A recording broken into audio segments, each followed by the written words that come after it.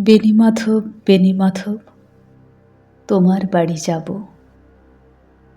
বেণীমাধব, তুমি কি আর আমার কথা ভাবো?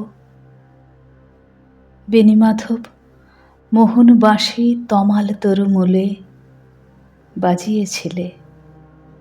আমি তখন মালতী স্কুলে ডেস্কে বসে অঙ্ক করি, ছোট্ট ক্লাস ঘর, বাইরে দিদিমণির পাশে দিদিমণির বর।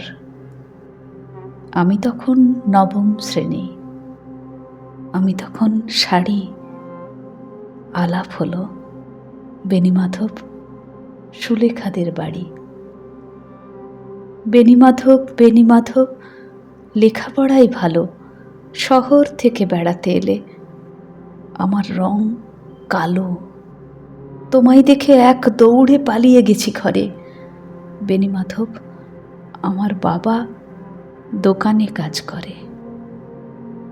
কুঞ্জে অলি গুঞ্জে তবু ফুটেছে মঞ্জরি।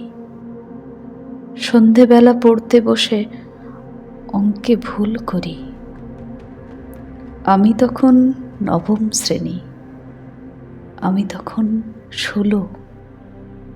ব্রিজের ধারে বেণীমাধব লুকিয়ে দেখা হলো। বেণীমাধব, বেণীমাধব, এত দিনের পরে সত্যি বলো, সেসব কথা এখনো মনে পড়ে? সেসব কথা বলেছ তুমি তোমার প্রেমিকাকে? আমি কেবল একটি দিন তোমার পাশে তাকে দেখেছিলাম, আলোর নিচে, অপূর্ব সে আলো। স্বীকার করি, দুজনকেই মানিয়েছিল ভালো।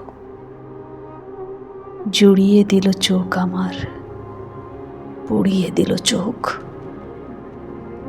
বাড়িতে এসে বলেছিলাম ওদের ভালো হোক। রাতে এখন ঘুমোতে যাই একতলার ঘরে, মেঝের উপর বিছানা পাতা, জ্যোৎস্না এসে পড়ে। আমার পরে যে বোন ছিল চোরাপথের বাঁকে মিলিয়ে গেছে। জানি না আজ কার সঙ্গে থাকে। আজ জুটেছে, কাল কি হবে? কালের ঘরে শনি। আমি এখন এই পাড়ায় সেলাই দিদিমণি। তবু আগুন, বেণীমাধব, আগুন জ্বলে কই?